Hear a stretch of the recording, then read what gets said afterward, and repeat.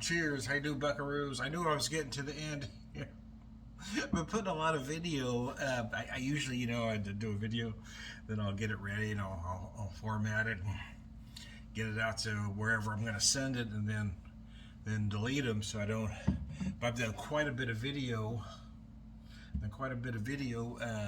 these last few days, and it's finally showing me I'm getting near the end of what I have available. So anyway, I've got a wine here. They're 2020 Chambourcin from Jowler Creek, Platte County, Missouri.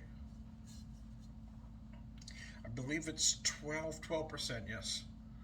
Jowler Creek Vineyard Winery is Missouri's first green winery and is located in Platte County. Yeah, we had a little visit out there. It was nice. Uh, we use industry leading practices like sheep to control weeds and chickens to reduce insects in our 7-acre sustainable vineyard. Yeah, it's very, very nice out there. It's a nice space. It was just a little hot and humid, or I would have loved to just hang outside for a while. One thing I do like about wineries, most of them anyway, is that most of them will have by a glass off. Most of them will have tastings, if you want to do tastings or flights, and most of them have a glass option. But most of them also have just buy a bottle option, which is something breweries and distilleries don't do. Which is it's really nice, so man, because bought the bottle. A bottle was $26, but typically if you're buying a glass, you're paying 8 to 10, right? Um, so I had one glass there at the winery. It does have a cap. Some of them, even if you have a cork, you have some will have stoppers. My wife and I usually carry a stopper with us just in case. But anyway, yeah, this one had a cap, so I figured out what the hell. I had one glass there, and I bring the rest of it back, and because you don't necessarily have to drink it all, you see, and I love that option.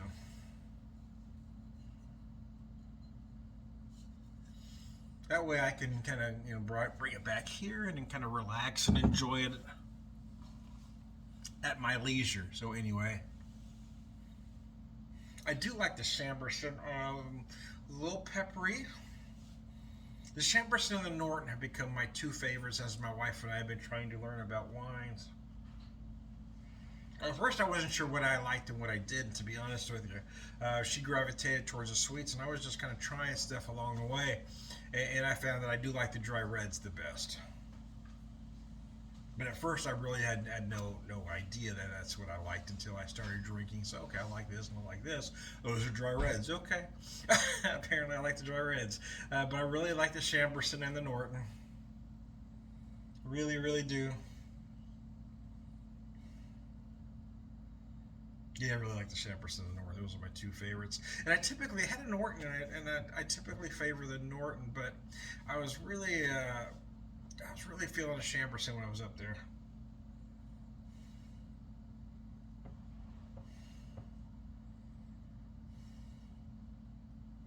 I do like those peppery notes on the nose here.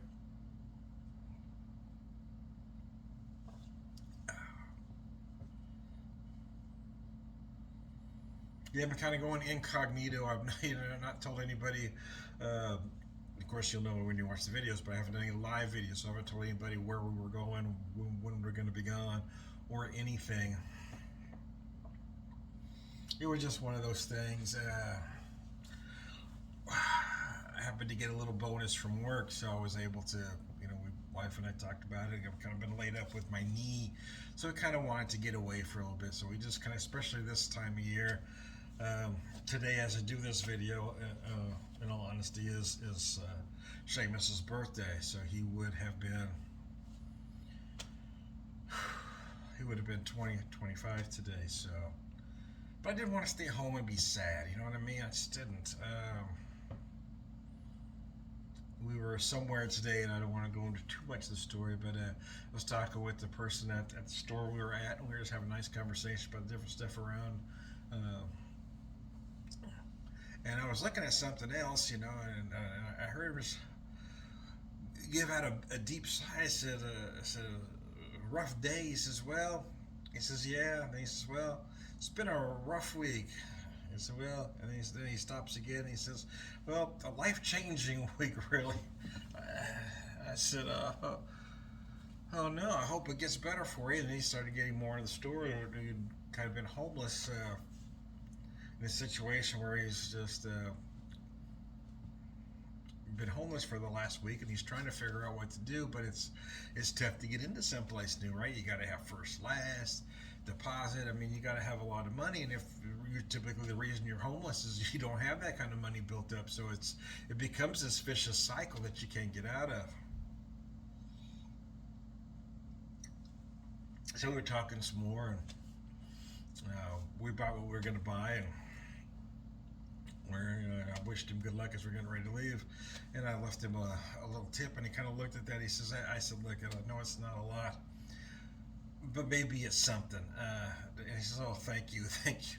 You know, but the truth is, the main reason I did that, it was I felt like Seamus. You know, at that moment when we were having that conversation, that poignant conversation about the situation, he was, yeah. I just felt Seamus telling me that to help this gentleman. You know, so.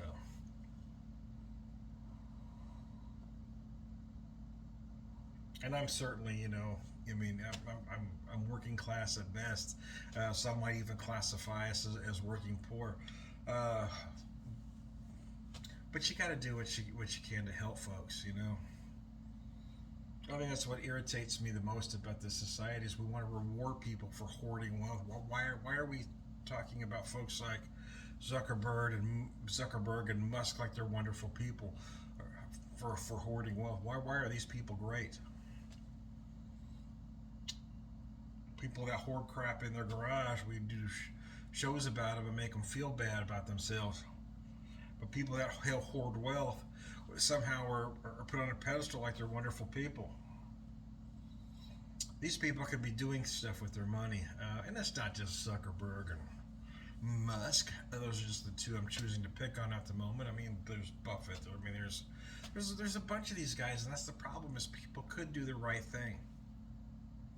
And the fact that these people aren't doing the right thing is exactly why that perfect libertarian utopian society won't work, because it's you know they don't want to pay taxes, so it banks on people doing the right thing. We look around, people aren't doing the right thing. People that have the ability to really make a difference choose not to. I mean, all you need is one of these billionaires to go to Flint, Michigan and say, I'm fixing this problem today. And the problem's fixed. They've got the money, they've got the ability, they can do it. No, I get it. It's not going to happen overnight. It's not going to take one day. Someone says, oh, I got money, let's do this. But it can be done. And I don't know that the homelessness, the poverty in this country can be fixed by one person, but one person can pick one place at a time.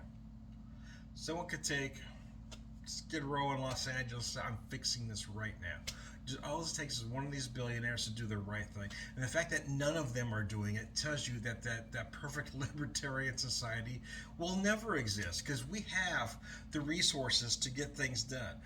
The people that have those resources are choosing to hoard them so nobody else can have it. And that's the problem with our society. If you don't value greed over human life, there's somehow something wrong with you.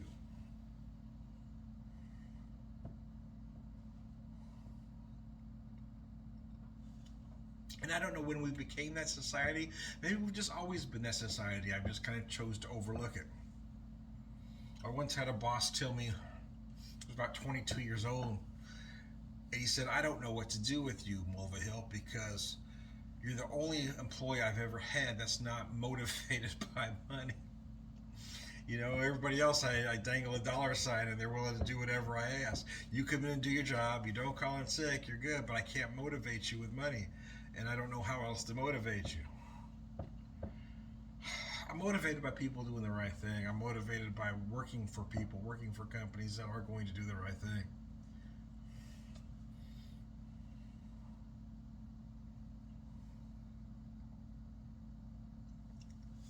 So It's one of the reasons that I have thoroughly enjoyed working for a nonprofit for the last 5 years, because with some, for the most part, the company does do the right thing.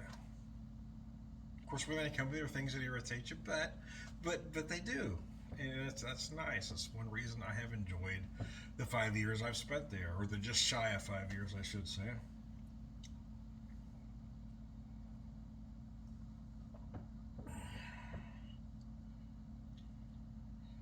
This is a very nice wine. I got to be honest with you. I wasn't sure, to be honest with you, when I had the glass there.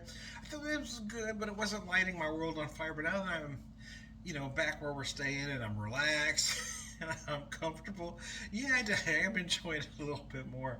The chairs they had there weren't the greatest. But we didn't want to go outside. They got these nice little picnic tables outside, but it was rather warm and very humid. So, but they got these very uncomfortable wooden bar stools there. It's high top tables, and it's very uncomfortable on my leg, right? Though, because when that knee dangles, it can be, I don't know if pain is the right word, but it's more like fatigue. It just becomes very uncomfortable to let that leg dangle. So it's easier to sit in a chair. Whereas before, I would love to sit at the high top tables. I love sitting at a bar, but now it is a little painful to sit at a bar because that knee it does hurt more when that leg just dangles.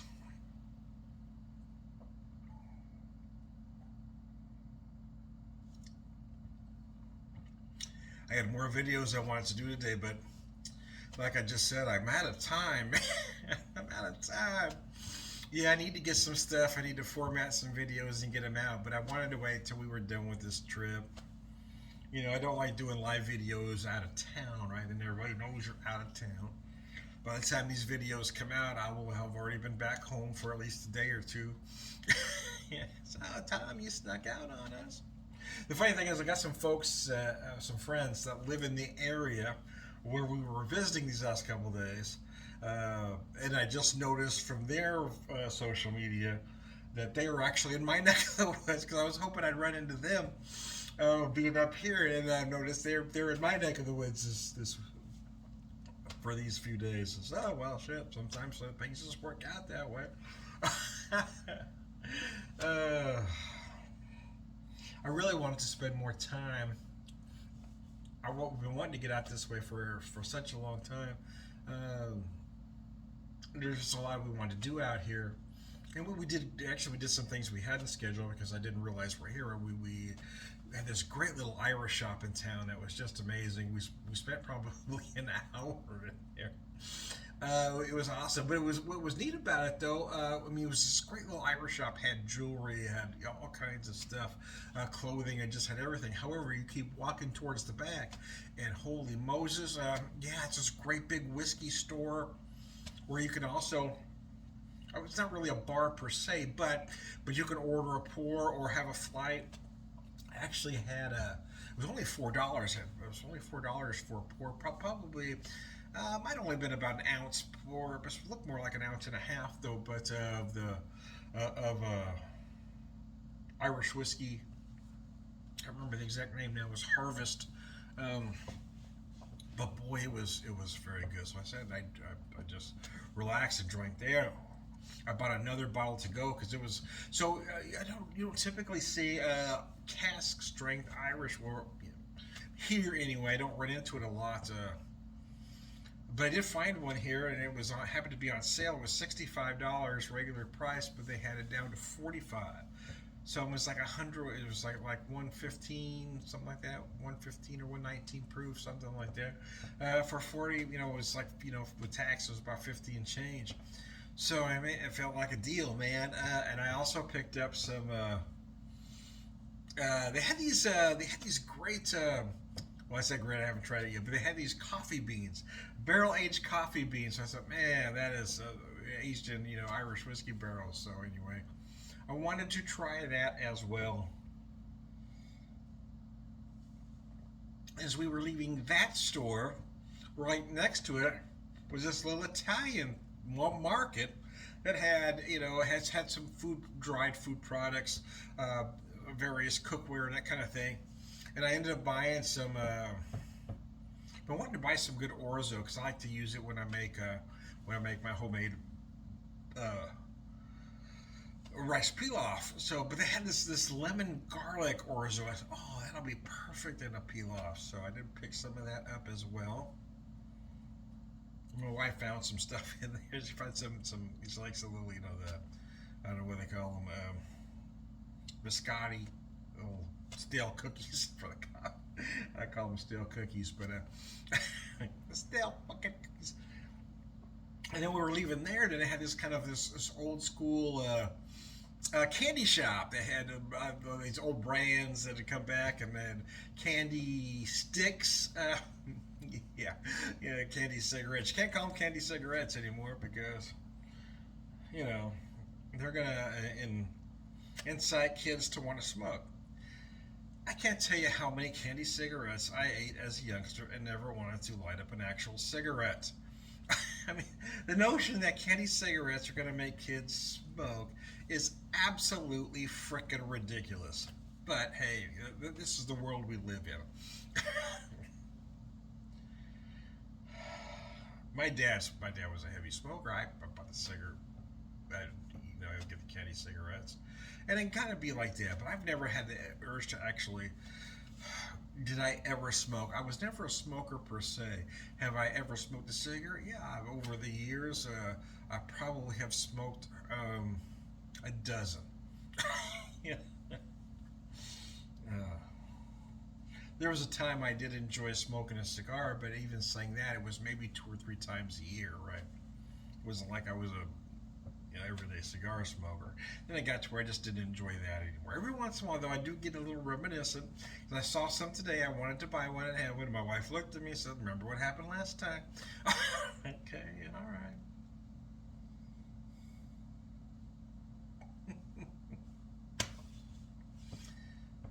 But no, they had all these classic brands that you just don't see at stores much anymore. They had the old cherry mash that my dad used to like, and I thought about buying some stuff, but I didn't. But they had some actual homemade stuff that was made there. My wife did pick up some stuff there that were actually made in the shop. So what was interesting though is I got to be honest with you, Liberty, Missouri. We were staying in Liberty, Missouri for a couple nights. We spent the first day of our trip mostly in Kansas City area, and then today in Weston. I got to tell you, we have had just the best visit in almost every shop we were in. Didn't matter where we were. It seemed like the customer service, every place we went. There was only one place, I'm not going to mention the name. It was built as a winery, but it really wasn't a winery. It was more of a wine bar. And it wasn't necessarily terrible. It just wasn't us. It was a little uppity. I had to wait a little bit to get. It's funny. They took an order, said we'll bring it right to you. But then somebody else come in, and then they were the person that was dealing with this. I don't know if they just forgot about us. They just were talking for at least 10 minutes, and I finally just had enough, and I just stood up. She says, "Are you ready to tab out?" Yeah. I was ready 10 fucking minutes ago, but thanks for noticing. That's why I put in that order. I told you to tab us, and then you decided to talk for 10 minutes and ignore us. That was our only negative experience, but for the most part, I mean, every place we went in Liberty was just amazing. Almost every place we went in Weston today was just absolutely amazing as well. The Irish store, those guys were insanely good in there. I mean, they went above and beyond the customer service in that Irish store. The whiskey portion of the store too. Again, the Italian store, great customer service. The candy shop, great customer service. We went to this place called the Green Dirt Creamery for lunch. My wife and I split a Reuben sandwich that was just insane. Arguably the best Reuben I've ever had. It really was that good. Everything about that sandwich was fantastic. I tell you, we split a sandwich. I think it was like $17. So, I mean, it's certainly not cheap. But the ingredients on this thing was perfect, and quite frankly, it was just a huge sandwich. Even half of that sandwich is almost a whole sandwich anywhere else. know what I mean? I was so full. That was the thing. We were hungry because we'd kind of waited a while to have lunch. And after I ate that sandwich, I was so full that I was almost too full.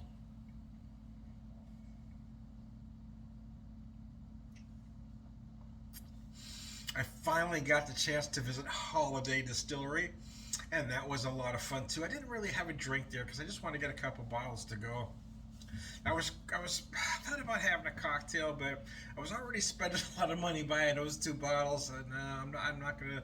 I don't really need a $15 cocktail, right?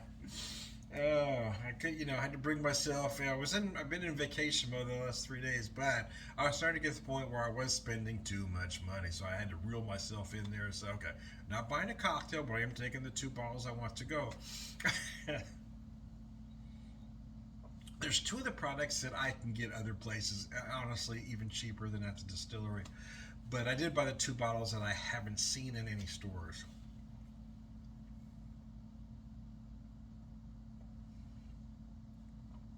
Oh, mercy. It's taking me a long time to drink this wine. I thought I'd finish the bottle with you, but I'm just going to finish this glass because I've been talking a while. It's taking me a long time just to drink one glass of wine. So it's taking me a minute. Yeah, it's funny. My wife and I started drinking wine, or she started having a taste for wine, I'll say, May of 22. And then through that, we've kind of gone through some, experience where she now knows what she likes, and I now know what I like. We know what wineries we like and want to go back to. But I will tell you that the more I drink wine, the more I enjoy drinking wine. It's not that I enjoy drinking beer less, is that I'm having a harder time drinking beer as I'm getting older. I've gotten to where I could drink.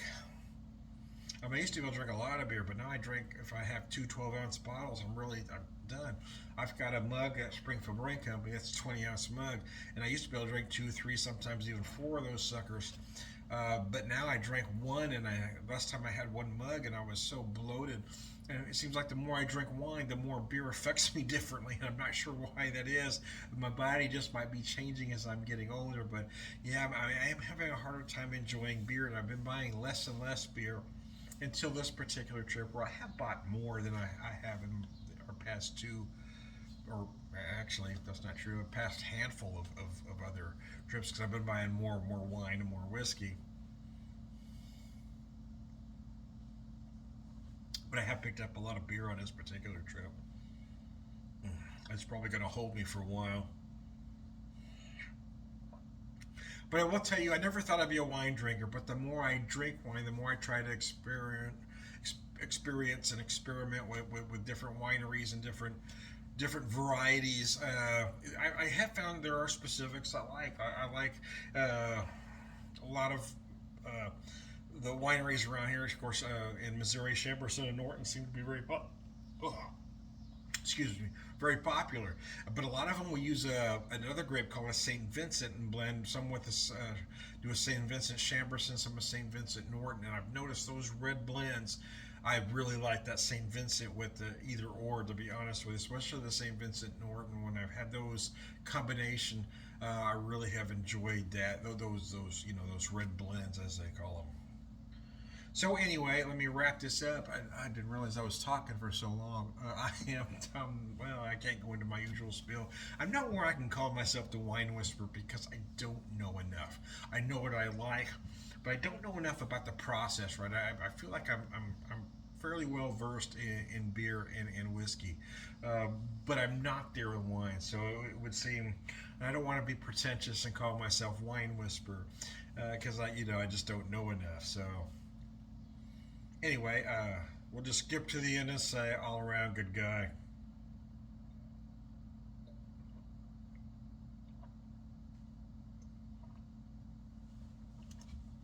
Let's launch it.